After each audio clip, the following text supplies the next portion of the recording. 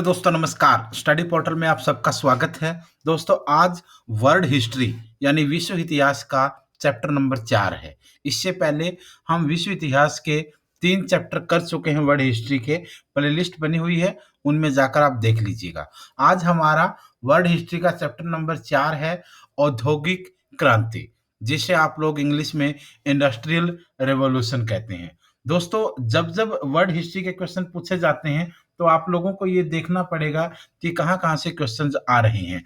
तो आइए इस चैप्टर को देखते हैं। और दूसरी, ऑल ओवर इंडिया में पूरे भारत में हमारा स्टडी मटेरियल भेजा जाता है। DSSB, KVS, NVS, CTET, UGC NET सभी टीचिंग एग्जाम्स के लिए वीडियो के डिस्क्रिप्शन में नंबर है 8447410108। उस नंबर पर कॉल या व्हाट्सएप पर बात करके ऑर्डर कर सकते हैं। अगर आपको पीडीएफ चाहिए तो वीडियो के डिस्क्रिप्शन में अवेलेबल है, वहां से डाउनलोड भी कर सकते हैं। आइए देखते हैं। क्रांति शब्द से साधारणता उथल-पुथल का बोध होता है। यानी क्रांति का मतलब क्या है? उथल-पुथल, बदलाव, पहले के शासन को बदलना, नया शासन लाना, पहले की स्थिति को बदलना, नई स्थिति लेकर आना। दुनिया में तमाम क्रांतियाँ हमने देखी। फ्रांस की क्रांति देखी, रूस की क्रांति देखी, चाइना की क्रांति देखी, भारत की 1857 की क्रांति देखी। लेकिन सब में है क्या? कॉमन चीज़ क्या है? कि बदलाव है, उथल-पुथल है और बदलाव भी धीरे-धीरे नहीं, ग्रेजुअली नहीं, एकदम से। तो उसी को आप लोग औद्योगिक क्रांति भी अगर बात करें, तो क्रांति जो शब्द है, वो उथल-पुथल का आभास कराता है। लेकिन औद्योगिक जो क्रांति है, उसके साथ हम वैसी बात नहीं बना ब उसकी वो ऐसा नहीं है, क्योंकि लोहा, काँसा और दूसरी चीज़ों के उत्पादन के ढंग में आमूल परिवर्तन को औद्योगिक क्रांति की संज्ञा दी जाती है। ये सिंपल याद रखना, क्योंकि लोहे से बनी चीज़ें, काँसे से बनी चीज़ें या दूसरी धातुओं से बनी चीज़ों के उत्पादन के ढंग में जो परिवर्तन आया, उसको औद्योगिक क्रांति का नाम दिया जाता है। क्योंकि लोहा ही आप मान लीजिए, संपूर्ण औद्योगिक क्रांति की जो जड़ है, वो लोहा है। क्योंकि लोहे से ही तमाम इंडस्ट्री चलाने के लिए मशीनें बनी, व्हीकल बने, मोटर्स बनी, गाड़ियाँ बनी, फैक्ट्रीज़ चली, सब कुछ आप देखिए। उसके अलावा काँसा है, तांबा है, दूसरी धातुएँ हैं, उन सब के अंदर जब बड़ा बदलाव आया, उनके उत्पादन में, उनकी चीज़ों के बनने में जब बहुत बड़ा परिवर्तन आया, तब आपको औद्योगिक क्रांति का ज़रा-सा भी आभास होना शुरू हुआ। दस्तकारी के स्थान पर वैज्ञानिक अनुसंधानों के परिणाम स्वरूप कारखानों का जन्म हुआ। उत्पादन में वृद्धि हुई। औद्योगिक क्रांति का अभिप्राय उन परिवर्तनों से है, जिन्होंने संभव कर दिया था कि मनुष्य उत्पादन के प्राचीन तरीकों को छोड़कर बड़ी मात्रा में बड़े कारखानों में वस्तुओं का उत्पादन कर सके। जो इतिहासकार है रायकर, उन्होंने औद्योगिक क्रांति को परिभाषित करते हुए कहा है कि दस्तकारी के स्थान पर वाष्प यंत्रों द्वारा चालित उत्पादन और यातायात की प्रक्रियाओं में सामान्य रूप से परिवर्तन लाना ही औद्योगिक क्रांति थी। पहले क्या करते थे? पहले हैंडीक्राफ्ट होता था, पहले हाथ से बनाई हुई चीजें बनती थी, अब मशीनों के द्वारा बनाई हुई चीजें बनने लगी। पहले पैदल हम सफर करते थे, घोड़ा गाड़ी से सफर करते थे, अब हम लोगों ने बाइक से, मोटरसाइकिल से, गाड़ी से, स्कूटी से, हेलीकॉप्टर से, ट्रेन से, इनसे सफर करना शुरू कर दिया। ये परिवर्तन क्या था? इस परिवर्तन को ही आप औद्योगिक क्रांति कहेंगे, इसके अलावा और कोई अलग चीज होगी ही नहीं। एक बिल्कुल सिंपल सा फार्मूला है। 1760 ईस्वी से लेकर 1840 ईस्वी तक यूरोप में एकदम से औद्योगिक प्रक्रिया में बड़ी नई-नई चीजें दिखने लगी, जिन्हें कुल मिलाकर औद्योगिक क्रांति का नाम दिया गया। यह प्रक्रिया आज तक चल रही है, परंतु उस समय के कालखंड में औद्योगिक उत्पादन की प्रक्रिया में जो बदलाव आए थे, वो एकदम से आकस्मिक थे और अभूतपूर्व भी थे, अद्भुत भी थे, आश्चर्य करने वाले भी थे। इस संदर्भ में 1760 ईस्वी का महत्व यह है कि उसी वर्ष कास्ट आयरन ब्लोविंग सिलेंडर का सर्वप्रथम प्रयोग हुआ था। ये याद रखना, कास्ट आयरन ब्लोविंग सिलेंडर का सर्वप्रथम जो प्रयोग हुआ था, वो 1760 ईस्वी में हुआ था और 1840 ईस्वी के बाद यूरोप में रेलवे का विस्तार हुआ, इसलिए इसके बाद औद्योगिक उत्पादन में बहुत ज़्यादा प्रगति हुई। अतः इस दौर को द्वितीय औद्योगिक क्रांति का नाम भी दिया जाता है। जाके देखिए, औद्योगिक क्रांति की अगर बात करें, तो जो औद्योगिक क्रांति है, इंडस्ट्रियल रिवॉल्यूशंस है, उसके प्रारंभ होने के पहले घरेलू उद्योग धंधों का बहुत ज़्यादा बोलबाला था। घरेलू उद्योग धंधे थे, जिनको आप लोग लघु उद्योग धंधे बोलते हैं, हाथ से काम करते थे, हैंडीक्राफ्ट्स काम होता था, घर-घर पे काम होता था, छोटे-छोटे कारखाने लगे होते थे और उन्हीं से सारा सामान इकट्ठा करके बाज़ारों में बेचा जाता था। चाहे शिल्पकार हो, चाहे कारीगर हो, चाहे दस्तकार हो, अपने-अपने घरों के सुंदर-सुंदर वस्तुएँ तैयार करते थे। औद्योगिक क्रांति के फलस्वरूप उत्पादन के तरीकों में बहुत बड़ा परिवर्तन हुआ। मानवीय श्रम के स्थान पर यंत्रों का प्रयोग शुरू हुआ, नई-नई और बड़ी-बड़ी मशीनें बनाई जाने लगी। इस प्रकार औद्योगिक दस्तकारी के स्थान पर वैज्ञानिक अनुसंधानों के फलस्वरूप जब कारखानों का जन्म हुआ और उत्पादन में वृद्धि हुई, तो इसे ही औद्योगिक क्रांति कहा गया। औद्योगिक क्रांति का अभिप्राय उन परिवर्तनों से है, जिन्होंने यह संभव कर दिया कि मनुष्य उत्पादन के प्राचीन तरीकों को छोड़कर बड़ी मात्रा में बड़े कारखानों में वस्तुओं का उत्पादन कर सके। कारण देखिए, औद्योगिक क्रांति के कारणों की अगर बात करें, इंग्लैंड में औद्योगिक क्रांति की नींव पहले से ही तैयार की जा रही थी। इंग्लैंड का व्यवसायी वर्ग अन्य देशों के व्यवसायी वर्ग की अपेक्षा अधिक कुशल और साहसी था। व्यापार की उन्नति के लिए उनमें अधिक लगन और स्वाभाविक प्रेरणा भी थी। इंग्लैंड का व्यावसायिक वर्ग सरकारी हस्तक्षेप से मुक्त था, उनके ऊपर सरकार का कोई प्रेशर, बाउंडेशन और प्रतिबंध नहीं था। इंग्लैंड की सरकार भी व्यापारियों के कार्यों में सहायता बहुत देती थी। परिस्थिति की सुगमता के अतिरिक्त सामाजिक, राजनीतिक और आर्थिक परिस्थितियों के कारण भी औद्योगिक क्रांति सबसे पहले इंग्लैंड में हुई। इसमें कुछ कारण आप देख सकते हैं। सबसे मेन है इंग्लैंड की आंतरिक स्थिति, इंटरनल जो स्टेटस था, जो सिचुएशन थी इंग्लैंड का।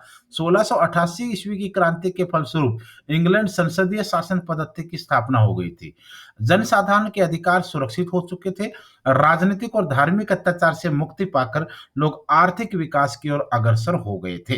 अब ये इसलिए कहते हैं क्योंकि आप लोगों ने एक फेमस कोट सुना है ना, कि जब तक आर्थिक स्वतंत्रता नहीं, तब तक राजनीतिक स्वतंत्रता का कोई महत्व नहीं, या जब तक आर्थिक समानता नहीं, तब तक राजनीतिक समानता का कोई महत्व नहीं। जब तक अब डेवलपमेंट कहाँ करेंगे? डेवलपमेंट वहीं पर करेंगे जहाँ पर राजनीतिक उथल-पुथल। आप देखिए, दुनिया के बड़े-बड़े पूंजीपति, उद्योगपति हैं, वो इन्वेस्टमेंट कहाँ करते हैं? वो उस देश में करते हैं जहाँ राजनीतिक स्थिरता हो, जहाँ धार्मिक स्थिरता हो, जहाँ सब कुछ ठीक हो। राजनीतिक स्थिरता क्यों होगी? क्योंकि अगर वही सरकार, वही राजनीति चलती रहेगी, 5-5 साल पूरा योजना चलेगी, तो बड़े-बड़े इलेक्शन और बड़े-बड़े बदलाव नहीं होंगे। धार्मिक कट्टरता नहीं होगी, तो विशेष धर्म के लोगों को कोई ज़्यादा क्रेडिट और विशेष धर्म के लोगों को अत्याचार नहीं होगा। तो उससे क्या होता है? एक पीसफुल एनवायरनमेंट होता है। और जिस घर में, जिस देश में, जिस राज्य में, जिस संस्था में पीसफुल एनवायरनमेंट होता है, वहीं पर डेवलपमेंट होता है। ये बिल्कुल सिंपल चीज़ है। गृह युद्ध और बाह्य आक्रमण की कोई आशंका इंग्लैंड में थी ही नहीं, क्योंकि न सिविल वॉर होना था, न कोई बाहर का आक्रमण करने की किसी देश की उस समय इंग्लैंड पर हिम्मत थी। तो ऑटोमेटिकली सब कुछ ऑल सेट था। आंतरिक शांति और सुदृढ़ता व्यापार की प्रगति में सहायक हुई, लेकिन अन्य दूसरे-दूसरे देश राजनीतिक उलझनों में उस समय भी फंसे हुए थे। मध्यम वर्ग के उदय हुआ एक बड़ा इंग्लैंड में। 17वीं सदी में व्यापारिक क्रांति के कारण मध्य वर्ग की शक्ति बढ़ी, किंतु अब भी सामंती प्रतिबंधों के कारण मध्य वर्ग के वाणिज्य, व्यापार और उद्योग धंधों की प्रगति नहीं हो रही थी। 1740 ईस्वी में इंग्लैंड में मध्यम वर्ग ने क्रांति की। क्रांति के फलस्वरूप एक नई व्यवस्था कायम हुई। नई व्यवस्था में पुराने सामंती प्रतिबंधों छुटकारा मिलने और उद्योगपतियों के हाथ में शक्ति आ जाने के कारण इंग्लैंड में उद्योग धंधों की काफी ज्यादा प्रगति हुई। क्योंकि इंग्लैंड में मध्यम वर्ग के हाथ में राजनीतिक सत्ता फ्रांस और अमेरिका से पहले आई थी, इसलिए औद्योगिक क्रांति का प्रारंभ भी पहले पहल इंग्लैंड में ही हुआ। पूंजी की अधिकता की सबसे, क्योंकि किसी भी इंडस्ट्रियल रिवॉल्यूशंस के लिए, किसी भी उद्योग धंधे, कारखाने, कंपनी, फैक्ट्री, बिजनेस, इसके लिए पूंजी जो है वो सबसे मेन रोल प्ले करती है। इंग्लैंड का व्यापार पूर्वी और पश्चिमी द्वीप समूह से होता था। इससे इंग्लैंड को अधिक मुनाफा प्राप्त होता था। देश में पूंजीवादी व्यवस्था दिन प्रतिदिन जोर पकड़ रही थी। बची हुई पूंजी का उपयोग लोग उत्पादन बढ़ाने में करने लगे। उत्पादन बढ़ने से औद्योगिक क्रांति को प्रोत्साहन मिला। बैंक प्रणाली, याद रखिएगा, बैंक प्रणाली के विकास से भी धन इकट्ठा करने में मदद मिली, क्योंकि जो बैंकिंग सेक्टर था, इसने भी बड़ा योगदान किया। पूंजीपति और पैसे वाले लोगों से पैसा लिया और बिजनेस करने वाले लोगों तक पैसा लोन पर दिया। ये एक सबसे बड़ा, क्योंकि ऐसा ऐसा नहीं कि किसी देश में ऐसा नहीं होता है, ये हर देश में होता है, लेकिन किसी देश में किस तरीके से होता है ये आपको देखना पड़ेगा। इंग्लैंड में एक फेयर प्रणाली थी। जिस व्यक्ति ने ब्याज पे बैंक को पैसा दिया, उसका पैसा सुरक्षित था। बैंक ने जिस व्यक्ति को लोन पर पैसा दिया, उसका बैंक का भी पैसा सुरक्षित था। लोग मान सम्मान के साथ चीजें और पैसा लौटाते थे। हमारे देश में क्या है, हमारे देश में उद्योगपति और लोग लोन लेना पसंद करते हैं, बट उसका भुगतान करना पसंद नहीं करते हैं। जब बहुत ज्यादा, हद से ज्यादा चीजें बढ़ जाती हैं, तो अपने सारे सामान को छोड़कर बेच करके विदेशों में भाग जाते हैं। ये जो है ना, ये जो बार बार हर साल, हर 6 महीने में, हर 3 महीने में जो हद से ज्यादा एनपीए भारत में बढ़ता है, ये इसका रिजल्ट है। अगर भारत में एनपीए ना बढ़े, देश के लोग, अगर उद्योगपति, बड़े बड़े बिजनेसमैन अगर पैसा लेकर के बैंकों को लौटाएं, तो ऑटोमेटिकली बैंकिंग सेक्टर जो है वो इंडस्ट्री में एक बहुत बड़ा बूम लाता है। ये सच है, इसमें कोई दो राय नहीं है। वस्तुओं की बढ़ती हुई मांग की अगर बात करें, 18वीं सदी के युद्ध के परिणाम भी औद्योगिक क्रांति की प्रगति में सहायक सिद्ध हुए। इंग्लैंड पेशेवर सिपाहियों के लिए युद्ध सामग्री तैयार करता था। सामानों की बढ़ती हुई मांग ने उत्पादन के तरीके और साधन में परिवर्तन को आवश्यक बना दिया था। ऐसी परिस्थिति पैदा हो गई थी कि लोगों को बड़े पैमाने पर वस्तुओं के उत्पादन में अपनी बुद्धि लगानी पड़ी थी। कृषि क्रांति का प्रभाव भी देखिए इसके ऊपर। इंग्लैंड में सर्वप्रथम औद्योगिक क्रांति होने का एक प्रमुख कारण यह था कि वह सर्वप्रथम कृषि प्रणाली में बड़ा परिवर्तन हुआ था। खेती करने के नए तरीके अपनाए गए थे, उत्पादन में वृद्धि हुई थी, लोगों की आर्थिक स्थिति में भी परिवर्तन आया था, उनकी आवश्यकताएं बढ़ी थी। आवश्यकताओं की पूर्ति के लिए उद्योग धंधों का विकास किया गया। उत्पादन बढ़ने से शहरों की बढ़ती हुई आबादी को खिलाना संभव हो सका। कृषि क्रांति का एक परिणाम यह भी हुआ कि खेती में लगे किसान बेकार हो गए, वे आजीविका की खोज में शहर गए। इससे श्रम शक्ति के अभाव की पूर्ति होगी और अब कारखानों में तैयार वस्तुओं के लिए देश में एक बड़ा बाजार मिल गया। तो सारी चीजें उनके पास अपनी थी, कुछ भी चीज उन लोगों को बाहर से नहीं लानी थी। न उनको पूंजी कहीं से लानी थी, न उनको मजदूर कहीं से लाने थे, न उनको खरीदार कहीं से लाने थे, न उनको एडमिनिस्ट्रेशन कहीं से लाना था। सब कुछ उनका अपना था और इसी वजह से सब लोगों की पूर्ति भी होती रही और इंडस्ट्रियलाइजेशन जो है वो अपना ग्रो भी करता रहा। कुशल कारीगर की अगर बात करें, 17वीं सदी में धर्म युद्ध के कारण अन्य देशों से अधिक संख्या में कुशल कारीगर इंग्लैंड आए थे। उन्होंने अपनी कला कौशल का प्रदर्शन इंग्लैंड में किया।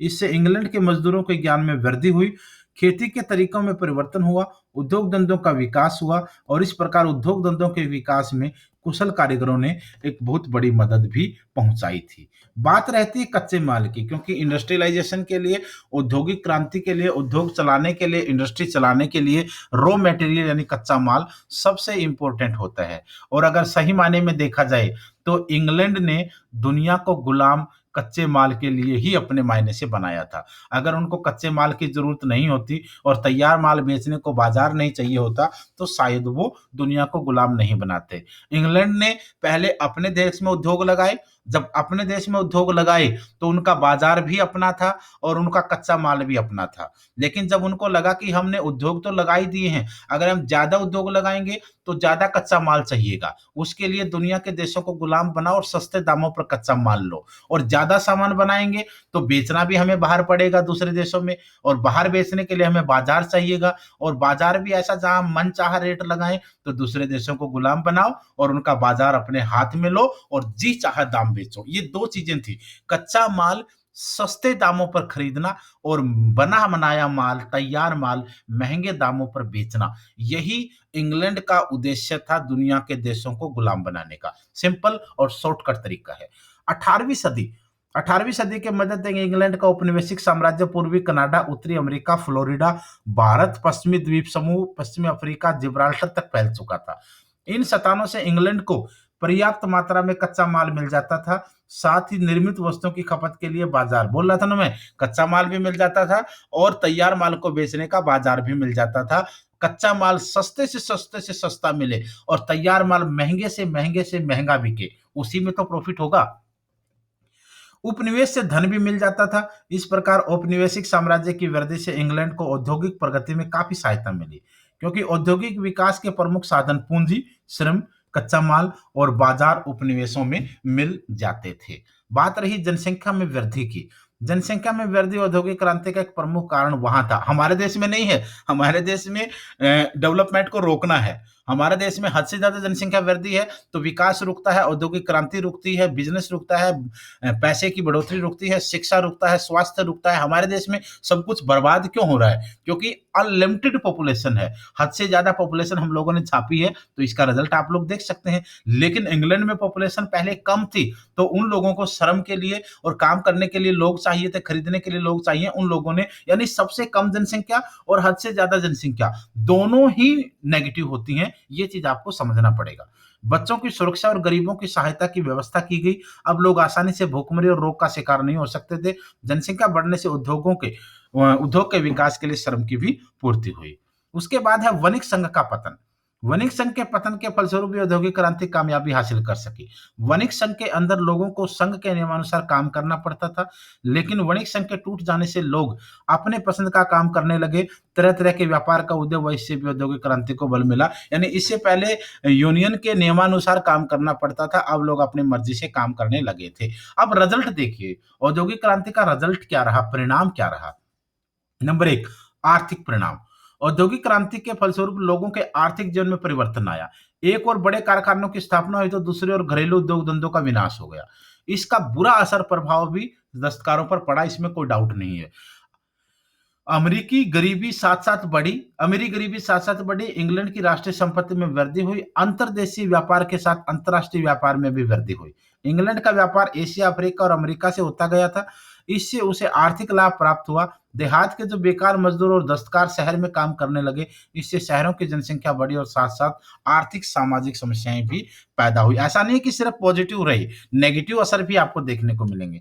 सामाजिक परिणाम की अगर बात करें, पौष्टिक आहार और दवा दारू के उचित प्रबंध के कारण जनसंख्या में वृद्धि हुई। दूसरी ओर कारखाना प्रणाली का बुरा प्रभाव मजदूरों के स्वास्थ्य पर पड़ा। मजदूरों को उचित मजदूरी नहीं दी जाती थी, कम मजदूरी के कारण उन्हें अच्छा भोजन नहीं मिल पाता था। औद्योगिक क्रांति के सामाजिक विषमता को जन्म दिया। पूंजी कुछ ही लोगों के हाथ में सिमट गई, गरीब गरीब और अमीर अमीर होता चला गया। पूंजीपति मुनाफा कमाने में लगे रहते थे और वे मजदूरों की सुविधा का ख्याल नहीं करते थे। धनी दिन प्रतिदिन धनी होते गए और गरीब गरीबी की तरफ बढ़ते गए। मैंने बोला था आपको, अमीर अमीर और गरीब गरीब होता चला गया। आर्थिक विषमता ने सामाजिक विषमता को जन्म दे दिया, क्योंकि जब आर्थिक विषमता होगी, अमीर अमीर और गरीब गरीब होगा, तो फिर सामाजिक विषमता भी होगी। समाज में भ्रष्टाचार और व्यभिचार जैसी सामाजिक बुराइयां बढ़ी। इससे लोगों का जीवन जो है वो कष्ट में भी होने लगा। औद्योगिक क्रांति के फलस्वरूप कई लोगों ने जीवन सत्र में परिवर्तन किया आया। जीवन में शान शौकत और विलासिता बढ़ी, ऐशो आराम की चीजें बढ़ी, चीजों का उत्पादन पर्याप्त होने में लगा। अब साधारणतः व्यक्ति भी वैसी चीजों का प्रयोग करने लगा जिनका प्रयोग कभी सिर्फ और अमीर वर्ग तक करते होता था। यानी जो ऐशो आराम, जो लग्जरी गुड्स जो अमीर वर्ग करता था, वो मध्यम वर्ग के लोग भी उनकी देखा देखी करने लगे। औद्योगिक वर्ग ने मध्यम वर्ग को जन्म दिया। इस वर्ग के लोगों के पास पूंजी थी, किंतु उन्हें कोई अधिकार प्राप्त नहीं था। वे अपने अधिकार के लिए संघर्ष करने लगे। इससे सामाजिक समस्या उत्पन्न हुई। समस्या को सुलझाने के लिए औद्योगिक देशों की सरकार ने कुछ कानून बनाए। मध्यम वर्ग को सामाजिक समानता मिली। पूंजीवादी अर्थव्यवस्था में मजदूरों का शोषण होता था, उन्हें अधिक देर तक काम करना पड़ता था, लेकिन मजदूरी कम मिलती थी। परिणाम स्वरूप मजदूर संघ का परिवार जन्म हुआ, क्योंकि जितने भी लेबर यूनियन है उनकी शुरुआत भी यहीं से हुई। तो ये कुछ ऐसी चीजें थी दोस्तों, जो औद्योगिक क्रांति के बारे में थी। खासकर हम इंटरनेशनल लेवल पर इंग्लैंड की औद्योगिक क्रांति की बात करते हैं। उसके बाद भाप का इंजन जब अमेरिका ने आविष्कार किया, तो उसके बाद फिर सेकंड फेज आपका औद्योगिक क्रांति का शुरू हुआ। तो एक तो ये चीज थी। अच्छा, एक बार फिर मैं आपको बता दूं कि we provide all type exam notes by courier all over India. इस नंबर पर कॉल या व्हाट्सएप पर बात करके मंगवा सकते हैं, जिसमें CTET, DSSB, KVS, NVS, EMRS, UPSC, civil service, UGC NET, तमाम एग्जाम्स के नोट आपको बाय कोरियर मिलते हैं। आप जब चाहें उनको मंगवा सकते हैं। उससे आपका फायदा ये होगा कि अच्छा कंटेंट आपको मिल जाएगा। पेपर 1, पेपर 2 कंप्लीट नोट्स होंगे। कई सारी बुकलेट्स में नोट्स होते हैं। स्पेशल बुकलेट होती है, जैसे हिंदी की, इंग्लिश की, मैथ की, रीजनिंग की, जीके की, कंप्यूटर की और आपके सब्जेक्ट स्पेसिफिक की, और साथ में टेस्ट, सारी चीजें तमाम आपको मिलती हैं। उसमें आपको अच्छा कंटेंट पढ़ने को मिल जाता है। जहां भी जिस टॉपिक में आपको लगता है कि थोड़ा टफ लग रहा है, वो आप हमें बताइए, उसके लिए लेक्चर बना दिए जाएंगे। आपके सिलेक्शन तक आपको पहुंचाने के लिए हम अपनी तरफ से भरपूर सहयोग करेंगे। बाकी आप लोगों की मेहनत पर डिपेंड करता है, और सब कुछ अच्छा रहा तो सिलेक्शन आपका होगा। धन्यवाद, शुभकामनाएं।